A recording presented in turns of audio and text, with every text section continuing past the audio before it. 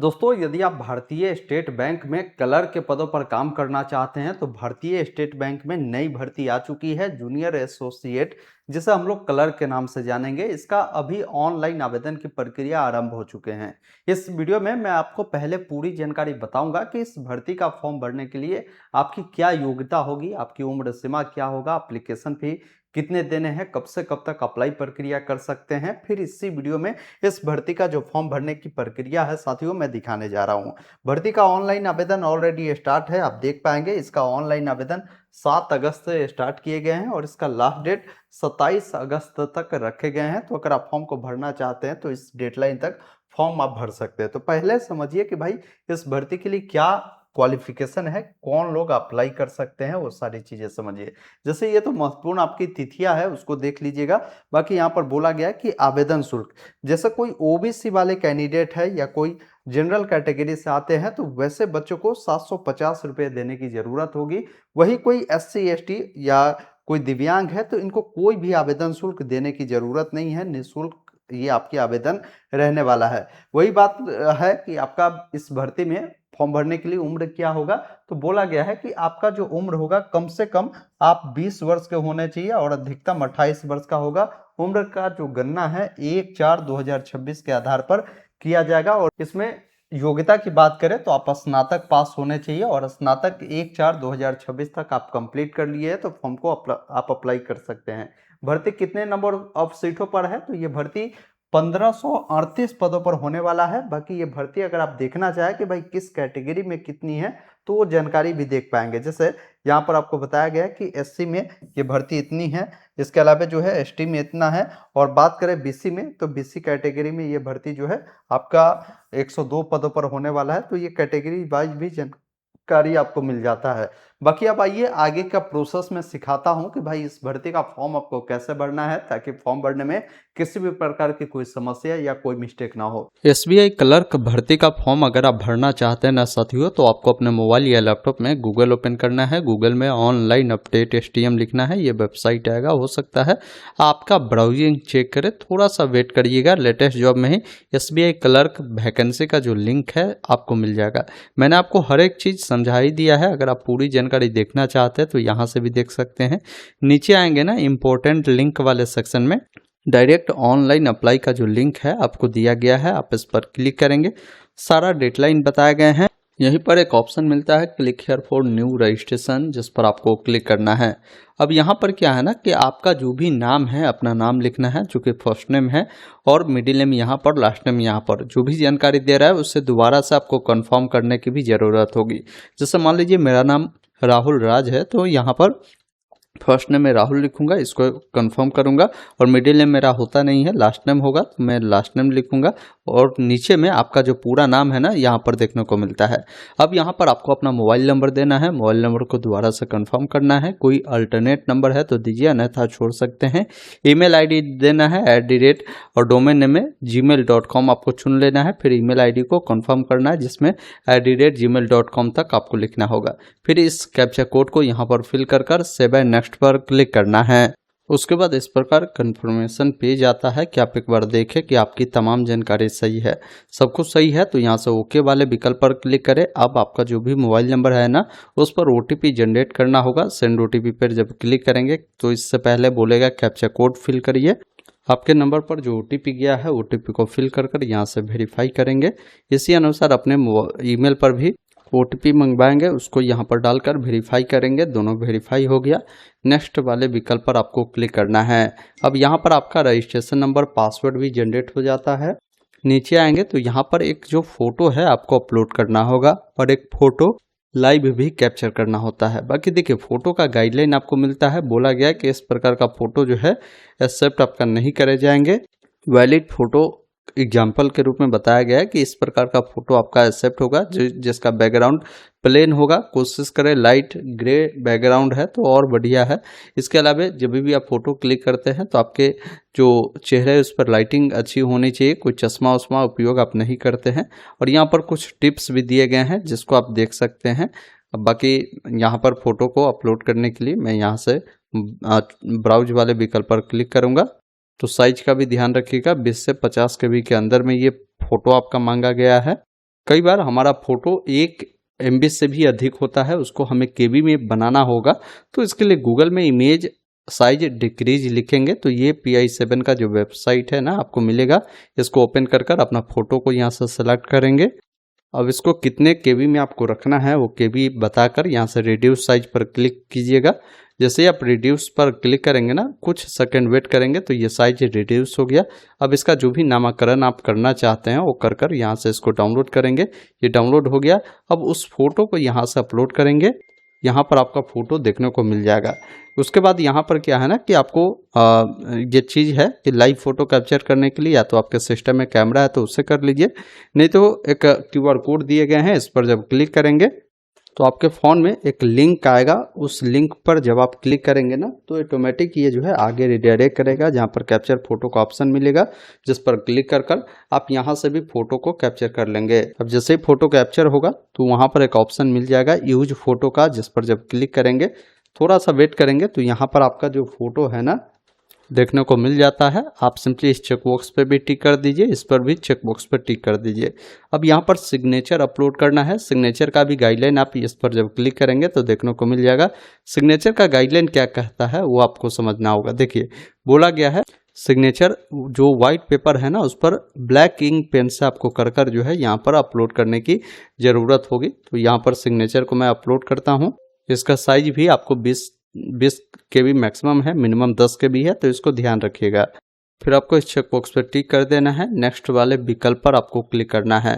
अब देखिए साथियों, आप आते हैं अगले स्टेप पे, जहां पर आपको पूछता है कि आप किस सर्कल से अप्लाई करना चाहते हैं। तो यहाँ पर देखिए सभी सर्कल का नाम मिलता है जिस सर्कल में भर्ती है। आप जो सर्कल चुनेंगे ना तो बताएगा भी कि उस सर्कल के तहत यहाँ पर 2 स्टेट यूटी है, जैसे बिहार है, झारखंड है, तो आपको किसके लिए अप्लाई करना है आप जो सिलेक्ट करेंगे ना सर्कल उसके अकॉर्डिंग ये ऑप्शन आएगा, उसको देख लीजिएगा। बाकी यहाँ पर मैं कहूँगा कि उससे सर्कल से आप अप्लाई करिए जहाँ का जो लोकल लैंग्वेज है वो आप जानते हो। जैसे मैं यहाँ से अप्लाई करता हूँ तो यहाँ का लोकल लैंग्वेज हिंदी और उर्दू है। मान लीजिए हिंदी उर्दू में से कोई एक लैंग्वेज भी हमने जानते हैं बोलना, पढ़ना, लिखना, और साथ में इस लैंग्वेज को हमने 10वीं या 12वीं में पढ़ाई किया है, हमारे मार्कशीट में ये लैंग्वेज दिया गया है, तो ही उस सर्कल से आपको अप्लाई करना है। जैसे मैं हिंदी जानता हूँ और हिंदी की जो पढ़ाई है मैंने 10वीं 12वीं में किया भी है, तो यहाँ पर एस कर देंगे। पूछता है कि अगर ऐसा नहीं है, आपने इस लैंग्वेज को नहीं पढ़ा है तो नो करिएगा। फिर आपसे कैटेगरी पूछेगा। बाकी एक चीज़ और बताना चाहूँगा, जब भी आप सर्कल का चुनाव करते हैं ना साथियों तो देख लेना है कि आपके सर्कल में आपके कैटेगरी में भर्ती है या नहीं है। जैसे मैं पटना सर्कल चुना था, जिसमें यहाँ पर देखेंगे ना बताया गया है कि SC ST में जो भर्ती है यहाँ पर है या नहीं। तो SC में है, ST में जो है कोई भर्ती नहीं है, OBC में भी कोई भर्ती नहीं है। तो अगर ऐसे सर्कल को अगर चुनकर आप अप्लाई करेंगे ना तो यहाँ पर देखिए ये आपका जो है ऑटोमेटिक OBC और जो ST है ये सिलेक्ट नहीं होगा, मतलब इस कैटेगरी में भर्ती है ही नहीं। अगर आप OBC और ST से आते हैं, अगर उस सर्कल को चुन देंगे फिर कोई मतलब बनेगा नहीं, क्योंकि आपके कैटेगरी में भर्ती है ही नहीं। तो वैसे स्थिति में मैं कहूँगा कि एक बार देख ले, जैसे जो लोकल लैंग्वेज आप जानते हैं उसके आधार पर जो है कहाँ भर्ती है आपके कैटेगरी में, वहीं से आपको अप्लाई करना है। ऐसा नहीं है कि भर्ती है ही नहीं आप अप्लाई कर देंगे तो वो भी सही नहीं है। तो इस सर्कल को आप चेंज कर लीजिएगा अगर आपके कैटेगरी में नहीं है तो। अब जैसे मैं OBC से आ रहा हूँ और दिल्ली से अप्लाई किया, तो यहाँ का लोकल लैंग्वेज हिंदी है, मैं जानता हूँ, और मेरे कैटेगरी में भी भर्ती है तो मैं इसको यहाँ पर चूज किया। अब यहाँ पर बोलेगा कि आप अगर OBC से आते हैं तो जो NCL सर्टिफिकेट है ना उसकी जानकारी आपको देनी होगी, और ये जो सर्टिफिकेट है 1 अप्रैल 2026 या उसके बाद का होना चाहिए, ये आपको बताना होगा। फिर आपका जो भी सब कास्ट है, मतलब जिस भी कास्ट से बिलोंग करते हैं, कास्ट का नाम लिखेंगे। उसके बाद आप नीचे आएंगे, यहाँ पर पूछता है कि अगर आपने जो है SBI में अप्रेंटिसशिप ट्रेनिंग अगर किया है तो आप यस कर दीजिए। यस करेंगे तो आपको बताना होगा कि आपने कब किया है, और डेट बताए, मंथ बताए, ईयर बताए, और कब तक आपका एंड हुआ था वो बताना है। अगर नहीं किया है तो यहाँ पर आप नो कर दीजिएगा। किए होंगे तो आपको प्रेफरेंस मिल जाता है, छूटे मिलता है। अगर आप दिव्यांग है 40% या उससे अधिक आपके अंदर दिव्यांगता है तो यस करें, नहीं तो नो वाले विकल्प पर क्लिक करेंगे। नीचे आपको आना है, यहाँ पर आपको ये बताना होता है कि अगर आप जो है स्पेसिफाइड डिसेबल पर्सन है तो आप यस करें, नहीं तो नो वाले विकल्प पर आपको क्लिक करना होगा। आपका रिलीजन क्या है, किस धर्म से आप बिलोंग करते हैं वो बताएंगे। अगर माइनॉरिटी कम्युनिटी से बिलोंग करते हैं तो यस करें, नहीं तो नो वाले विकल्प पर क्लिक करेंगे। फिर यहाँ पर पूछता है कि यदि आप रिलैक्सेशन लेना चाहते हैं, रिलैक्सेशन इनको मिलता है, जैसे कोई विधवा महिला है, कोई डिवोर्स वाली महिला है, तो वैसे लोगों को मिलता है। अगर आपको चाहिए तो बताएं, नहीं तो नो करेंगे। इस प्रकार के नहीं है तो फिर एक्स सर्विसमैन है तो यस करें, नहीं तो नो वाले विकल्प पर क्लिक करें। कोई डिसेबल एक्स सर्विसमैन है तो यस नो में अपनी जानकारी यहाँ पर बताएगा। फिर आपको नीचे आना है, यहाँ पर पूछता है कि अगर आप डिपेंडेंट है सर्विसमैन किल्ड एक्शन के तो आप बताएंगे, नहीं तो नो वाले विकल्प पर आपको क्लिक करना है। फिर यहाँ पर पूछता है कि अगर आप जो है पहले से ही SBI में वर्किंग है क्लरिकल कैडर के रूप में तो आप यस करें, नहीं तो नो वाले विकल्प पर क्लिक करेंगे। अगर आप पहले से SBI में कार्यरत थे क्लरिकल कैडर के रूप में, या आपने जो है रिजाइन दिया है तो आप बता सकते हैं, नहीं है इस प्रकार का तो नो कर दीजिएगा। फिर कैरेक्टर रिपोर्ट के बारे में बोला जाता है कि अगर आपके कोई खिलाफ है इस प्रकार का तो यस करिएगा, नहीं तो नो करिएगा। नीचे आएंगे तो यहाँ पर आपको बोला गया कि जो इसका प्रिलिमिनरी जो एग्जामिनेशन होगा उसका प्रेफरेंस आप किस स्टेट में देना चाहते हैं, उस स्टेट के तहत जो भी सेंटर बनाए गए हैं आप उस डिस्ट्रिक्ट का चुनाव करेंगे कि भाई उस स्टेट में आप कहाँ एग्ज़ाम देना पसंद करेंगे, वो चीज़ें आप यहाँ पर बताएंगे। तो टोटल जो है यहाँ पर आपको 2 प्रेफरेंस प्रिलिमिनरी के लिए और मेन एग्ज़ाम के लिए आपको देने होते हैं। उसके बाद जब एग्जामिनेशन देने जाएंगे ना तो उस समय एक ID कार्ड लेकर जाना रहता है। आप इस चेकबॉक्स पर टिक करेंगे तो इसमें से बताएंगे कि कौन सा ID कार्ड ले जाएंगे। उस ID कार्ड को आप चुनेंगे, उस ID कार्ड का नंबर यहाँ पर आपको दर्ज करना है। फिर जो आपका पेपर होगा प्रिलिमिनरी और मेन का, उसमें जिसमें हिंदी इंग्लिश का ऑप्शन रहेगा, आप इसको सिलेक्ट कर दीजिएगा।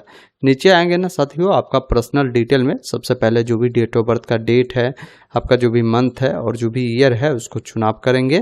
फिर आपका एज क्या हो रहा है 1 अप्रैल 2026 के अनुसार वो बता देगा। अब यहाँ पर आपका जेंडर बताना है, लड़का है तो मेल, लड़की है तो फीमेल चुनना है। जुड़वा भाई बहन है तो यस करें, नहीं तो नो वाले विकल्प पर क्लिक करें। आपकी शादी हो चुकी है तो मैरिड, अन्यथा अनमैरिड पे क्लिक करें।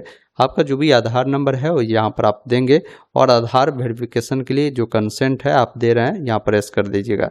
पिताजी का जो भी फर्स्ट नेम है लिखेंगे, मिडिल नेम यहाँ पर, लास्ट नेम आपको यहाँ पर लिखना है। माता जी का जो भी फर्स्ट नेम यहाँ है लिखना है, मिडिल यहाँ पर और लास्ट नेम यहाँ पर। फिर अगर कोई विवाहित लोग है तो अपने पति पत्नी का जानकारी देना चाहे तो वो दे सकते हैं। नीचे आएंगे तो आपका जो भी करस्पॉन्डेंस एड्रेस है वो बताएंगे। एड्रेस 1 में आप अपना विलेज बता सकते हैं, एड्रेस 2 में पोस्ट ऑफिस, एड्रेस 3 में पुलिस स्टेशन, जो भी डिस्ट्रिक्ट है वो आपको बताना है और साथ में जो भी स्टेट है वो बताना है, पिन कोड देना है। अगर आपका करस्पॉन्डेंस एड्रेस परमानेंट एड्रेस समान है तो इस चेकबॉक्स पर टिक करेंगे। अलग अलग है तो अलग अलग जानकारी को फिल करना है। फिर GST इन्वॉइसिंग के लिए यहाँ पर कोई भी आप एड्रेस चुन लेंगे। अब जो भी पेमेंट आप पर लगता है वो पेमेंट देखने को मिलता है। एक ऑप्शन मिलता है वैलिडेट योर डिटेल, जिस पर क्लिक कर पहले देखें कि सभी जानकारी आपने भरा है या नहीं भरा है। सब कुछ सही है, सब कुछ आपने भरा है। उसके बाद सेव एंड नेक्स्ट पर क्लिक करेंगे। अब आते हैं आप अगले स्टेप में जहां पर क्वालिफिकेशन की जानकारी देनी है। आपकी क्वालिफिकेशन 31/12/2026 तक कंप्लीट हो जानी चाहिए, जिसमें सबसे पहला चीज़ पूछ रहा है कि ग्रेजुएशन आप पास है या अपेयर है, वो आप बताएंगे। फिर ग्रेजुएशन में आपका जो स्ट्रीम रहा था वो आर्ट में से रहा था, साइंस से, कॉमर्स से, मैनेजमेंट से, इंजीनियरिंग से, वो आपको यहाँ पर बताना होगा। जो आपने ग्रेजुएशन की पढ़ाई की थी वो किस यूनिवर्सिटी से की थी उसके बारे में बताना है।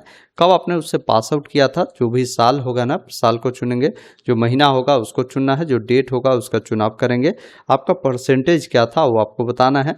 आप first class, second class, third class से पास है वो चीज़ें आप बताएंगे।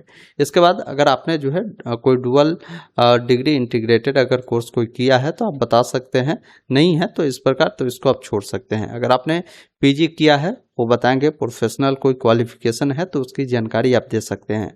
इस फॉर्म को भरने के लिए कम से कम आप ग्रेजुएशन पास होने चाहिए तो फॉर्म को अप्लाई कर सकते हैं। अगर आपके पास अभी वर्तमान में कोई एक्सपीरियंस है वर्किंग का तो बता सकते हैं, नहीं तो नो कर दीजिएगा। फिर नीचे आने के बाद आपसे पूछता है जो इसमें प्री एग्जाम ट्रेनिंग मिलता है वो अगर आपको चाहिए तो ये सब कर दीजिएगा। किस स्टेट में लेना चाहते हैं वो बताएंगे, नहीं चाहिए तो नो कर दीजिएगा।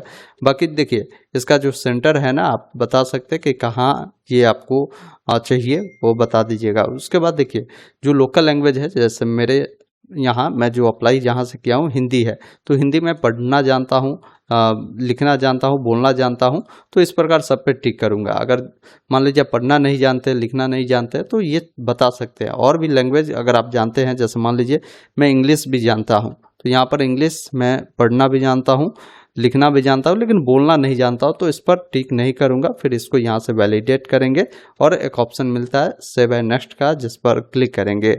अब यहाँ पर आपने जो जानकारी दिया है ना, उसका प्रीव्यू आता है। एक बार अपनी तमाम जानकारी को चेक करें, सब कुछ सही है तो यहाँ से आपको एग्री करना है। फिर यहाँ पर आपने जो आईडी कार्ड दिया है और अभी जो जानकारी दिया है, उनसे अगर आपकी तमाम जानकारी मैच होती है, मतलब आईडी कार्ड पे आपका जो जानकारी है वो सही है और जो मार्कशीट पे जानकारी सही है, तो वैसे स्थिति में इस चेकबॉक्स पे टिक करेंगे। लेकिन कुछ बच्चे ऐसे होते हैं जो आईडी कार्ड पे उनका कुछ मिसमैच होता है और उनके क्वालिफिकेशन वाले डिटेल में मिसमैच होता है, तो वैसे स्थिति में इस चेकबॉक्स पे टिक नहीं कर इस चेकबॉक्स पे टिक करना है। फिर आपको जो है एक डॉक्यूमेंट ले जाना होगा, जो कि एक एक्स्ट्रा डॉक्यूमेंट आपका होगा। अगर आपका मैच खा रहा है तो इस चेकबॉक्स पे टिक करिएगा, इसको ऐसा ही छोड़ना है। कंप्लीट रजिस्ट्रेशन पर क्लिक कर ओके वाले विकल्प पर क्लिक कर पुनः फाइनल कंफर्मेशन है, आप ओके वाले विकल्प पर क्लिक करेंगे। अब आते हैं अगले स्टेप में, जहाँ पर लेफ्ट थंब इम्प्रेशन जो है आपको यहाँ पर अपलोड करना है और यहाँ पर हेड राइटिंग डिक्लेरेशन देना है। तो हेड राइटिंग डिक्लेरेशन जब भी आप देते हैं ना साथियों, एक आपको पेज लेना है, सफ़ेद पेज, उसमें यहाँ पर देखिए आई, फिर आपको अपना नाम लिखना है, अपना डेट ऑफ बर्थ, ये जो मैटर देख रहे हैं ना, सेम आपको अपने लैंग्वेज में लिखकर जो है ना यहाँ पर देना है। उसके बाद इसको अपलोड कर दीजिएगा, फिर कैप्चा कोड को फिल कर सेव एंड नेक्स्ट पर क्लिक करना है। अब यहाँ पर ओके वाले विकल्प पर आपको क्लिक करना है। जो एप्लीकेशन फी लगते हैं ना, वो आपको देखने को मिलता है। अब कैप्चा कोड को साथियों आपको फिल कर नीचे आना है, सबमिट का एक ऑप्शन मिलता है, जिस पर क्लिक कर ओके वाले विकल्प पर क्लिक करेंगे।